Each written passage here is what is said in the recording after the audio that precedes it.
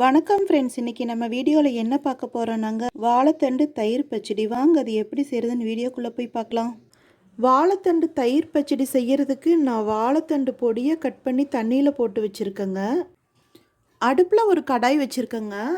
அதில் இந்த வாழைத்தண்டை அளவான தண்ணியில் நம்ம வேக வச்சுக்கலாங்க. பாருங்கள், தண்ணி நல்லா கொதிச்சு வந்துட்டுருக்கு. இந்த 1/2 டீஸ்பூன் உப்பு உள்ளே போட்டுடலாங்க.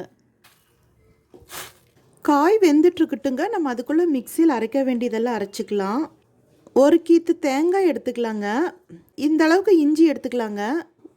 ஒரு பச்சை மிளகா, 1/4 டீஸ்பூன் சீரகம், எல்லாத்தையும் ஒரு ஸ்பூன் தண்ணி விட்டு நைஸ் பேஸ்ட்டாக அரைச்சிக்கலாங்க.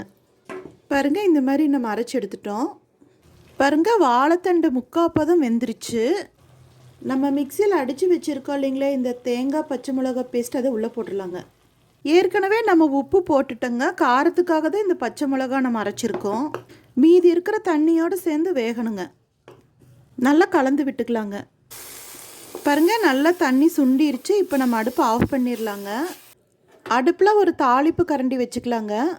அதில் நான் 1 டீஸ்பூன் ஆயில் விட்டுருக்கேங்க.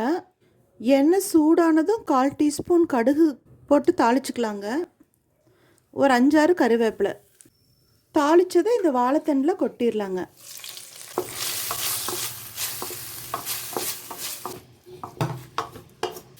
தாளித்து கொட்டினதுக்கப்புறம் 1/2 நிமிஷம் கிளறி விட்டுக்கலாங்க. அப்போ தான் எல்லா பக்கமும் சமமாக பரவும்.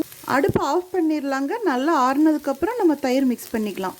பாருங்கள், வாழைத்தண்டு நல்லா முழுவதுமாகவே ஆறிடுச்சு. இப்போ நம்ம 1 கப் கெட்டி தயிர் எடுத்து வச்சுருக்கோங்க. அதை உள்ளே சேர்த்துடலாம்.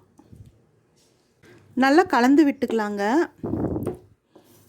வெயிலுக்கு நல்ல குளிர்ச்சியான ரெசிபிங்க. செஞ்சு பார்த்துட்டு எனக்கு கமெண்ட் பாக்ஸில் தெரியப்படுத்துங்க எப்படி இருந்ததுன்ட்டு.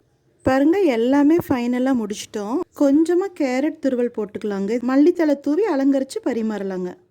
நம்ம சேனலுக்கு லைக் பண்ணுங்கள், கமெண்ட் பண்ணுங்கள், ஷேர் பண்ணுங்கள், அப்புறம் சப்ஸ்கிரைப் பண்ணுங்கள். தேங்க்யூ.